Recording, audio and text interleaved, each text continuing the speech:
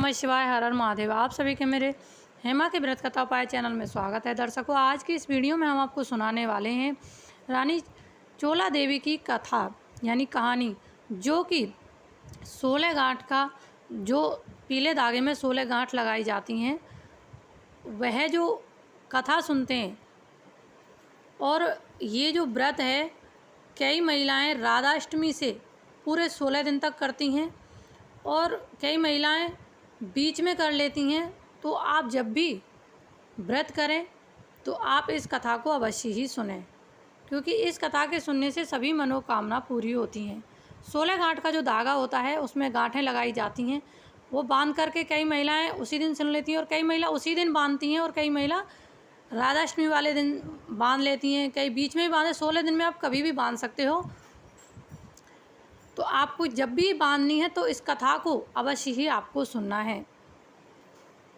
Channel को subscribe कर side में ऑल को प्रेस करें मेरी इसी तरह की कथा वीडियो प्राप्त करने के लिए। कथा कुछ इस प्रकार से है, जो हम कहानी सुनाने वाले हैं वो कुछ इस प्रकार से है।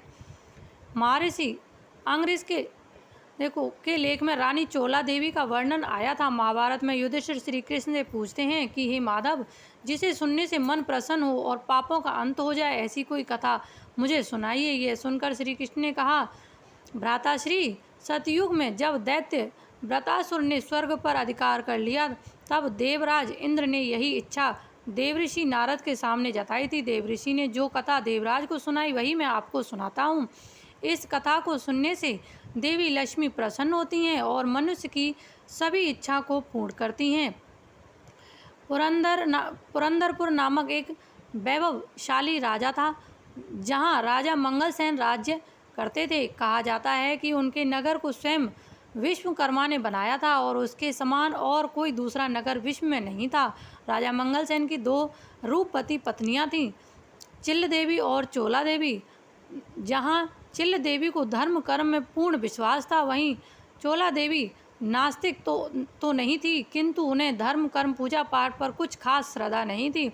एक बार मंगलसेन अपनी पत्नी चोला देवी के साथ अपने भवन के शिखर पर विचरण कर रहे थे कि सहसा चोला देवी की नज़र समुद्र के जल से घिरे एक छोटे से द्वार पर पड़ी। उस रमणीक द्वीप को देखकर चोला देवी ने अपने पति से कहा कि उसकी इच्छा है कि उस द्वीप पर आप मेरे लिए एक अत्यंत सुंदर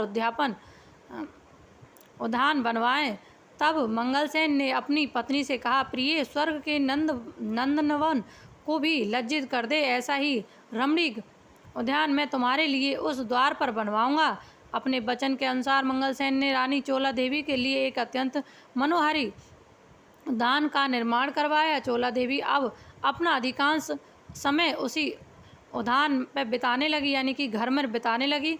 एक दिन राजा और रानी अपने भवन में बैठे थे कि चोला देवी के घर सैनिकों ने बताया कि उद्यान में एक विकराल सूकर घुस आया है और पूरे उद्यान का नाश कर रहा है। यही नहीं, उसने वहाँ के कई रक्षकों को भी मारा गिराया है। ये सुनकर रानी चोला देवी दुख से विलाप करने लगी। ये देखकर मंगलसेन अत्यंत क्रोधित हुए और उस सूकर को मारने अपनी सेना से उद्यान में भेजी।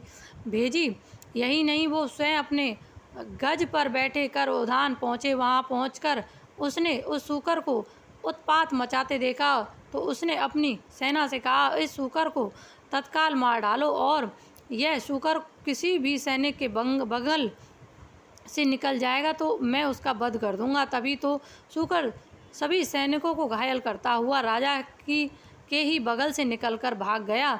यह देखकर राजा बड़ा लज्जित हुआ। उसने अकेले अपने अश्व पर उस सूकर का पीछा किया और घने वन में अत्यंत उस सूकर को अपने बाणों से भेद दिया। जैसे ही सूकर ने अपने प्राण त्यागे, वो एक दिव्य पुरुष में बदल गया। उसी समय स्वर्ग से एक दिव्य यान आया और वो देव पुरुष उस यान पर विराजमान हो गए थे।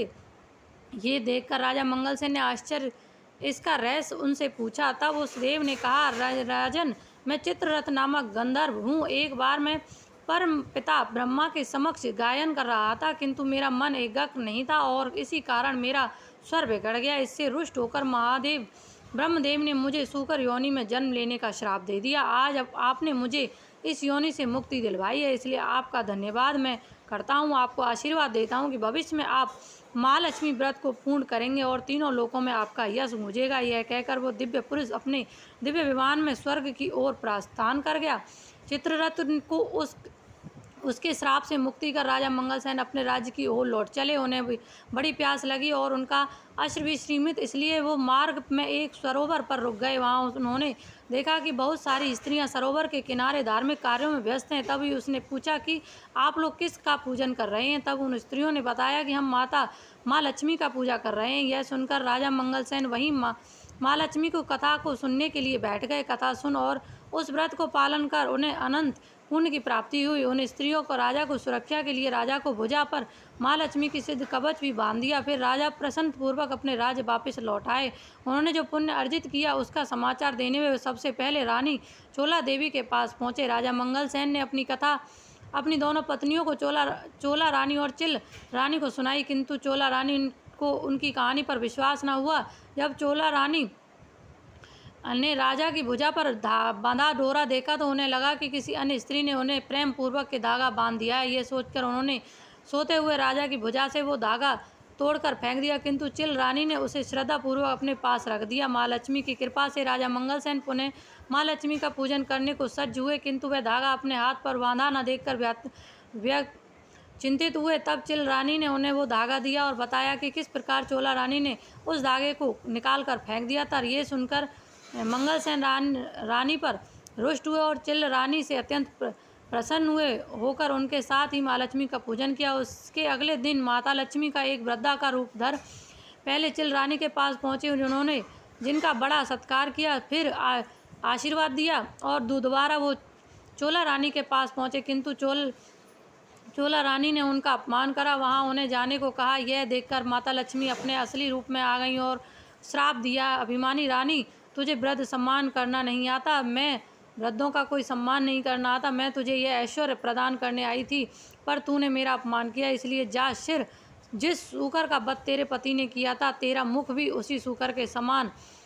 माता का ऐसा श्राप पाते ही रानी चोला देवी सूकरी मुक्त हो गई और उन्हें अपनी भूल का पछतावा हुआ। उन्होंने माता के चरण पकड़कर क्षमा मांगी। तब माता लक्ष्मी ने, तू तत्काल महर्षि अंगरीश के आश्रम जा, वो तुझे मेरे श्राप से मुक्ति का उपाय बताएंगे। तब माता को आज्ञानुसार चोला रानी महर्षि के अंगरीश आश्रम पहुंची। उन्होंने अपनी सारी व्यथा बताई। महर्षि अंगरीश ने कहा, पुत्री माता के श्राप को माता के व्रत द्वारा को समाप्त किया जा सकता है, इसलिए तू उसी महान व्रत को कर जिसे तेरे पति किया था।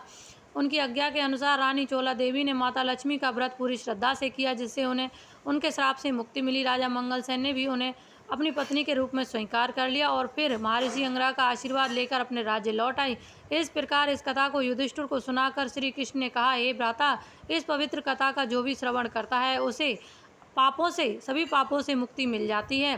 तब युधिष्ठिर के मन में भी उस व्रत करने की इच्छा हुई और उन्होंने अपने भाइयों और पत्नी के साथ इस व्रत को किया और उनको सभी दुख दूर हो गए। तो आपको भी ये कथा अवश्य ही सुननी है। जब भी आप धागा बांधें, 16 गांठ लगा करके पीला धागा बांधना है और आप इस कथा का श्रवण आपको ज़रूर करना है। कई लोग पूरे 16 दिन तक इसको सुनते हैं। अगर आप 16 दिन तक सुनते हैं तो और भी अच्छी बात है। अगर जिस दिन आप बांधते हैं उसी दिन सुनते हैं तो ये भी आपके लिए बहुत अच्छी है, क्योंकि सुनना जो बहुत ज़रूरी है। ओम नमः शिवाय।